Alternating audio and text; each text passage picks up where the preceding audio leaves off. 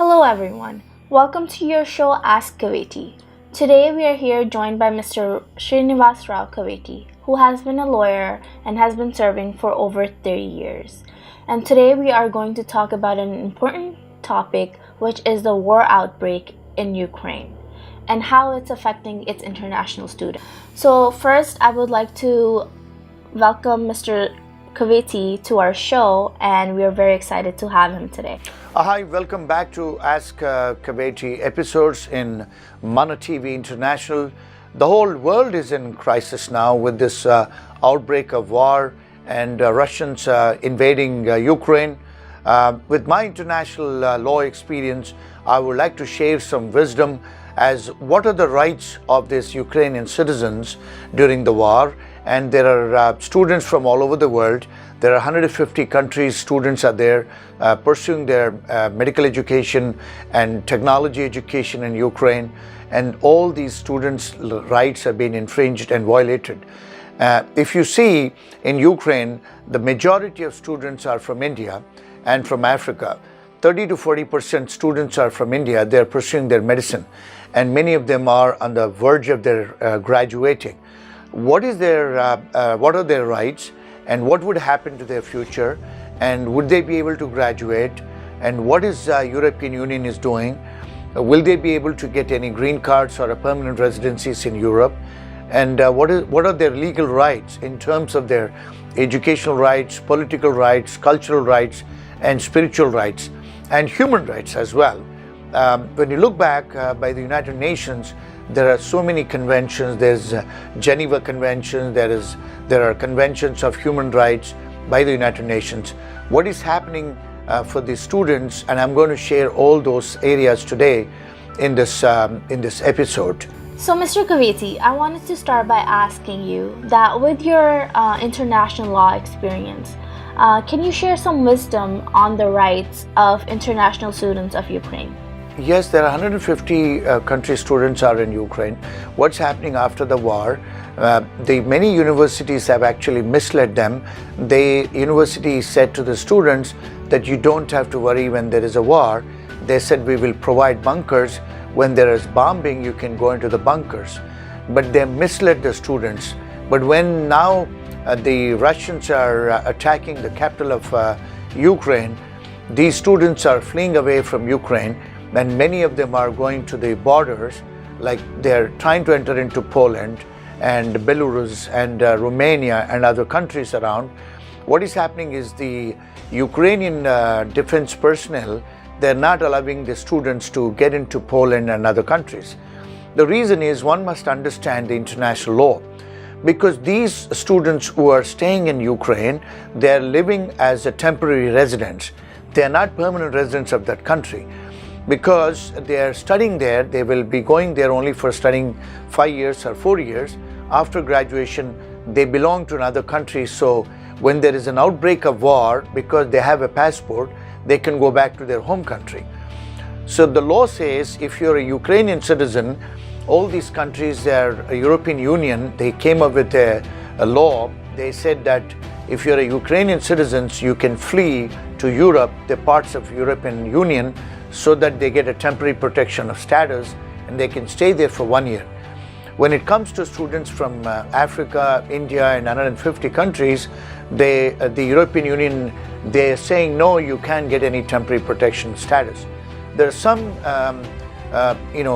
non-profit organizations are fighting.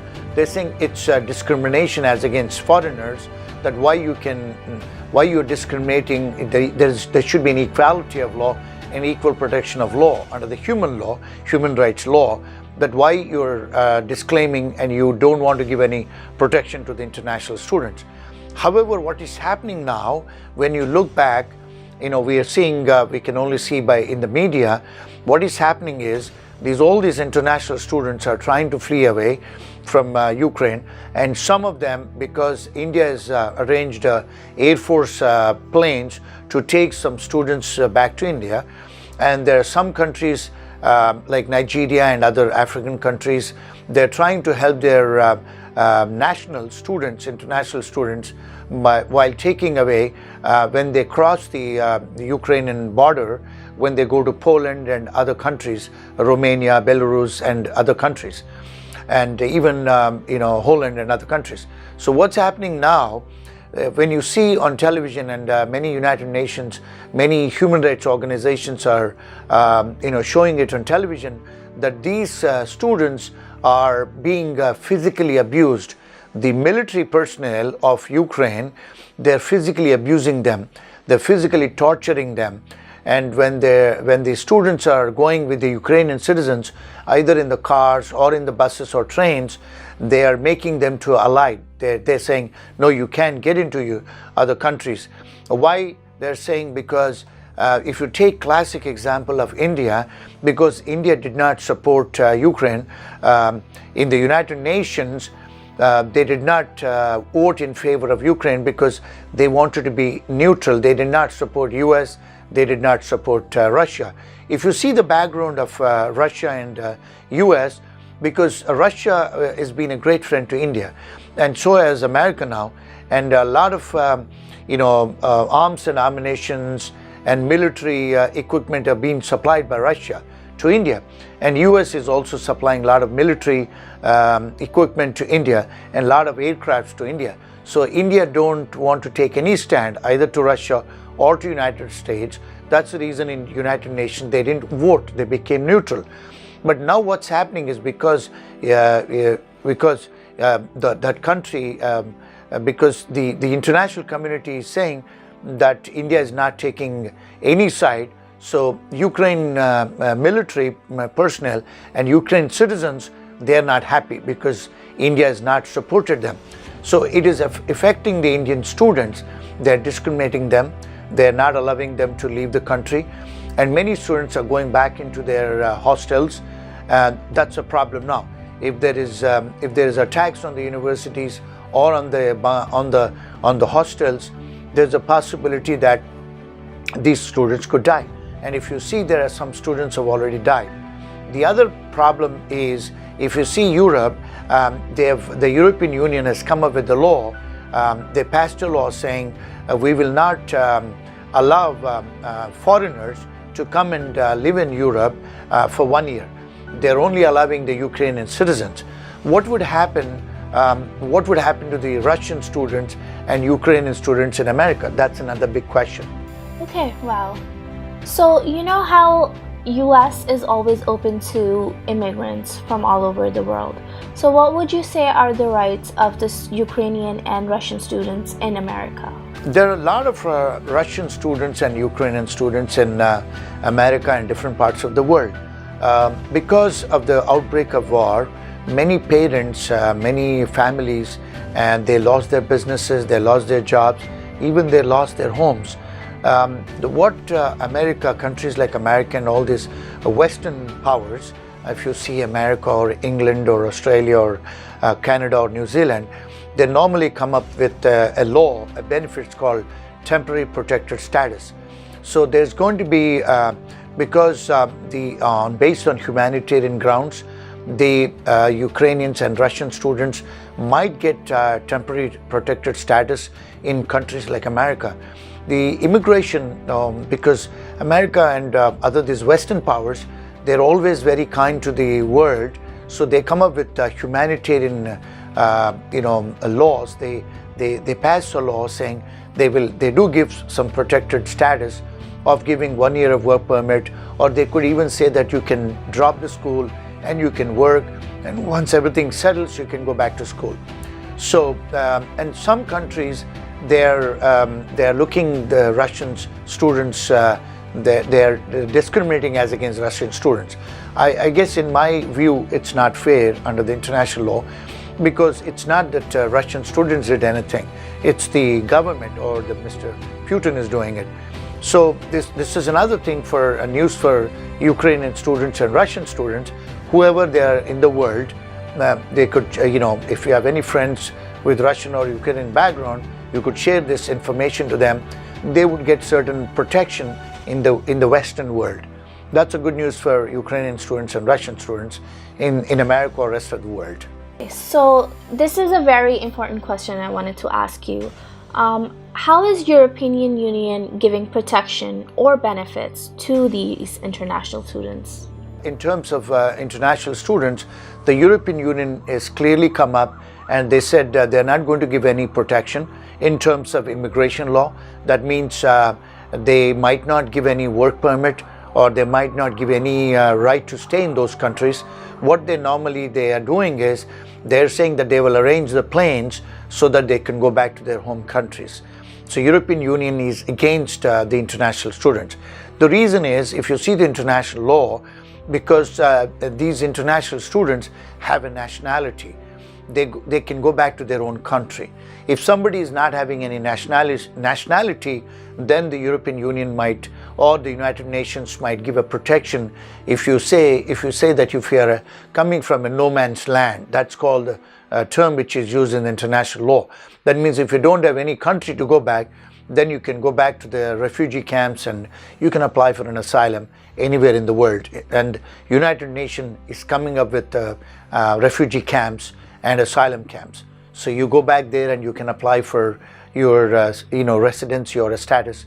There you get benefits. Otherwise, no. So these international students from India and Africa, will they get any temporary protection status anywhere in Europe?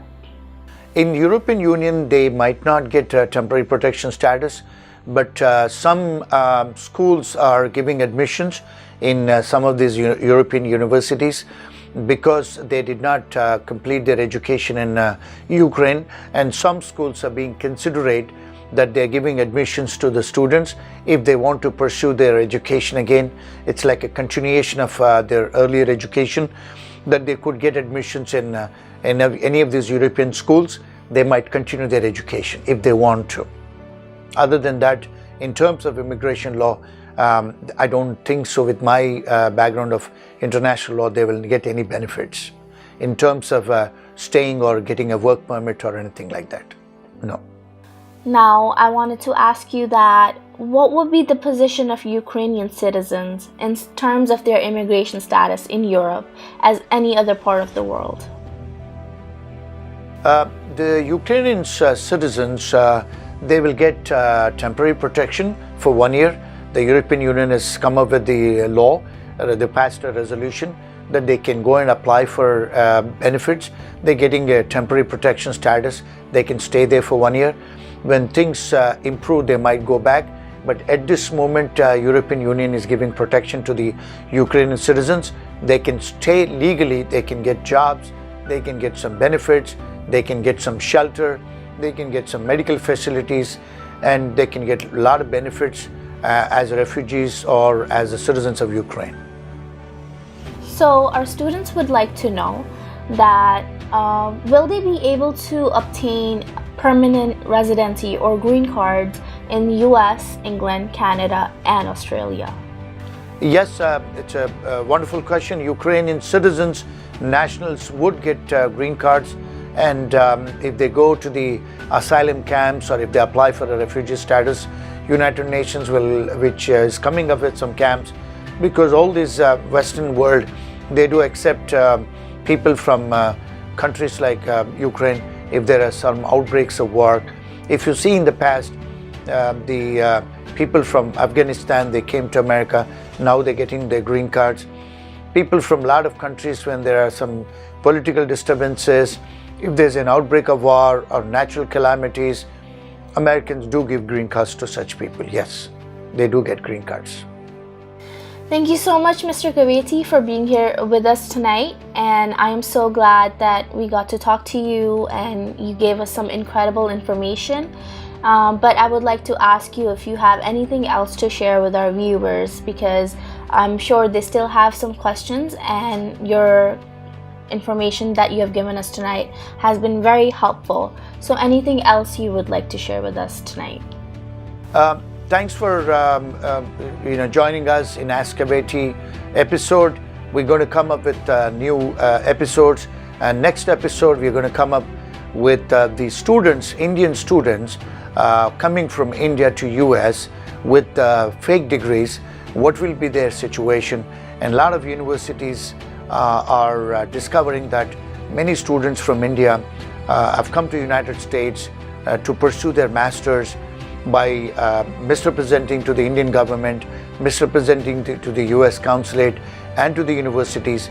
We're coming up with a law that what would be their rights, and what would be their rights if they get arrested in India, what would be their rights if they get arrested in America. We're going to come up with that topic next episode. And this show is only for education purposes.